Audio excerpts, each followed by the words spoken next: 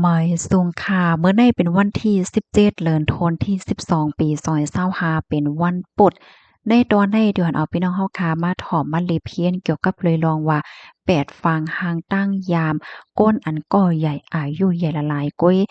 มีตั้งหู้สังไหนค่ะข้อที่1ค่ะเป็นก้นที่อัน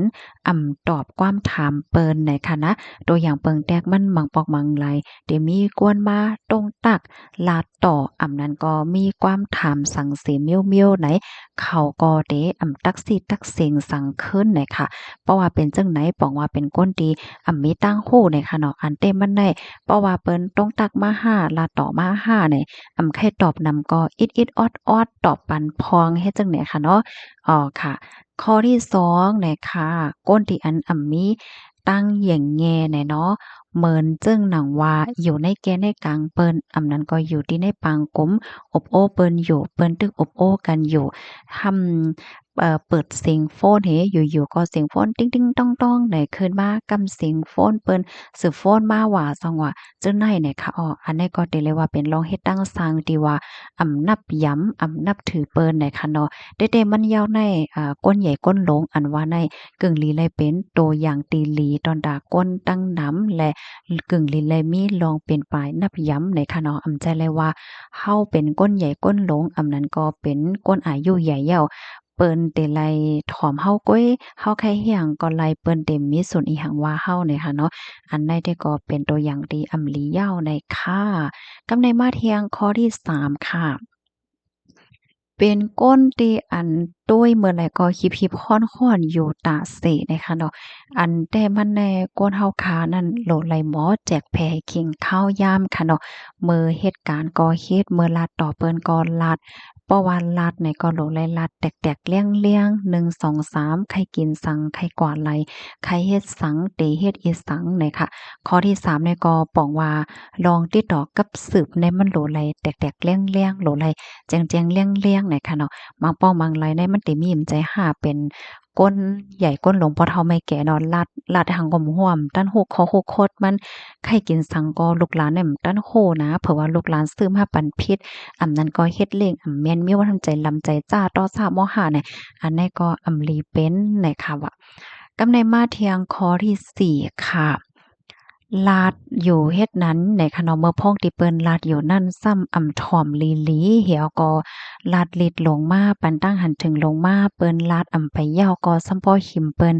ลาดยาวในอันในเปิ้นได้ฮ้องว่าเป็นก้นที่อันมีอีขันทีมีตั้งเยื่นกันในตอนของการถ่อมในค่ะนะเหมือนจังหนังมังป้อมังไรแน่เฮาถ่อมเปิ้นเฮาหลไว้ใจใหญ่ใจยาวสิถ่อมลีหลีเนาะเพราะว่าเฮาถ่อมลีหลีแล้วเฮาจังกวยปันตั้งหันถึงว่าอ้อเฮ็ดจังไหนลีอ้อเฮ็ดจังไหน ลีคาก่อตั้งซ้ายลีออก่อตั้งขวาลีออเนี่ยอันเนี้ยจะเป็นก้นใหญ่ก้นหลงก้นอายุใหญ่ดีลูกหลานนับยำแลนับถือปยก็มีลองอุ่นใจเนี่ยค่ะมันก็ในเอ่อด้วยว่าอ่านว่าถ่อมว่าในตั้นเลยถ่อมเงางามมันหลีหลี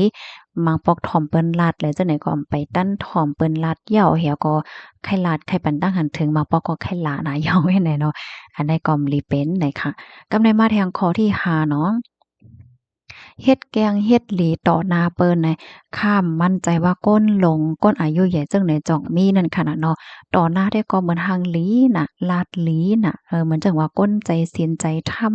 ใจหลีมีเมตตานาจังไหนก้อยก็ว่าแต่ๆยอในอกในใจตั้งในเขาแต่ก็ตั้งใจตั้งข้อ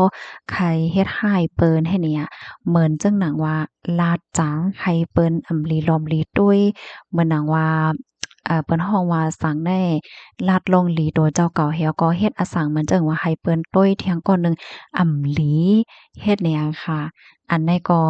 หลีเป็นนั่นค่ะน่ะเนาะแต่มันแหน่เพราะว่าเป็นก้นใหญ่ปอเฒ่าไม่แก่ในจึงแหน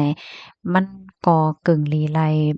เป็นตัวอย่างตีหลีแล้วก็แนะนำปันลูกหลานให้แหน่เนาะข้อที่5ได้ค่ะมั่นใจว่าในตรงวงจ่องมี5ในเปิ้นที่พี่น้องใครสิอยู่จ่องมีค่ะเนาะ เหมือนหนังต่อหน้าในลีนะจังเนี้ยรับหลังได้ก็ลีเฮ็ดเนี่ยเหมือนหนังค่าซื้อขายเสียงเปิ้น5ใส่ให้เปิ้น5ย่าจื้อเสียงย่าหน้าตาเปิ้น5อะไรจังเนี่ยกูก็กำในมาแทงคอที่6หน่อยค่ะ มาตกลื่นหนาแน่เนาะหันว่าเจ้าเก่าเป็นก้นอายุใหญ่เสียวก็อำนับยำขิงข้าวยามเนาะหมังปองหมังไหลในคินเปิ้นไว้ฮบทบกัน9โมงนะก็กว่าถึง9โมงครึ่งกว่าถึง10โมงว่ะและจังไหนในก็อันจังไหนแน่ก็มันกึ่งลีเป็นไหนค่ะว่าอันแต่มันแน่เพราะว่าเคียนกันเก้าโมงค่ะเนาะอำว่าเฮาได้เป็นก้นอายุใหญ่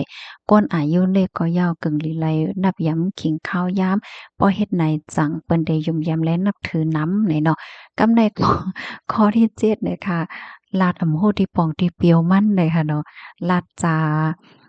การลาดอีหลีอันว่าในกึ่งลีแลลาวไทยมันแตกๆเลี่ยงๆสื่อกว่าสื่อมาลาดลองแต่มันเห็นเนี่ย ข้อที่7เนี่ยได้มันแค่มีที่ปองความหมายว่าก้นอายุใหญ่มังก็สมอเลนกว้ามเนี่ยค่ะว่านะตีก้อหนึ่งลัดเมี้ยวหนึ่งเที่ยงก้อหนึ่งลัดเมี้ยวหนึ่งมือหนึ่งลัดเมี้ยวหนึ่งมือหนึ่งลัดเมี้ยวหนึ่งลัดก่อนลัดมาเฮ็ดเนี่ยอันใดได้ก็มันก็หลีเปนั่นค่ะน่ะเนาะมันเฮ็ดให้ก้นแหน่บ่นับย้ำไหนค่ะว่าเนาะบ่ให้หลีได้โหลดหลายๆแตกๆแล้งๆเนาะลัดซื้อกว่าซื้อมาจังเนี่ย กำในมาทางคอที่8ในกอกุ้มกำตัวเจ้าเก่าไฮไลท์นะคะเฮียงในข้อที่8ในเป็นก้นอายุใหญ่ดีกุ้มทิ้งป้ายโตป้ายใจตัวเจ้าเก่าอำไลเฮ็ดจังได๋คะอายุก็ใหญ่เย้าก้อยหนาวายังตึกมีต่อ3ม5ใจลำไส้กำเฮ็ดจังแหนเนาะเพราะว่าเปิ้นว่าสังอีกหนึ่งเปิ้นตักสังอีกหนึ่งเนี่ยก็เตใจจ้าใจลำเสียวก็ต่อ3ม5หลาเปิ้น5อำนั้นก็กว่าว่าที่เปิ้นเฮ็ดดีเปิ้น5ป้องว่าเป็นก้นที่กุ้มทิ้งต่อ3ม5ตัวเจ้าเก่า อำไลนั่นค่ะน่ะเนาะก้มใจตัวเจ้าเก่าก่อมไลก้มตัวเจ้าเก่าก่อมไลเฮ็ดไหนตัวอย่างเปิงแตกมันเพราะว่าอายุใหญ่ยาวใน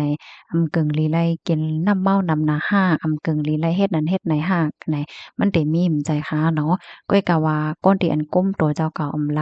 ก้มต่อซาเจ้าเก่าก่อมไลเนี่ยก็เต็เลยว่าเป็นก้นใหญ่ละลายก้อยกะมีตั้งโหเปิ้นได้ว่าเฮ็ดจังนั้นยาวเลยค่ะอ้อการที่กุมกำไลป้ายโตป้ายใจโตเจ้าเก่าในเป็นสำว่าอายุตึกเลขก็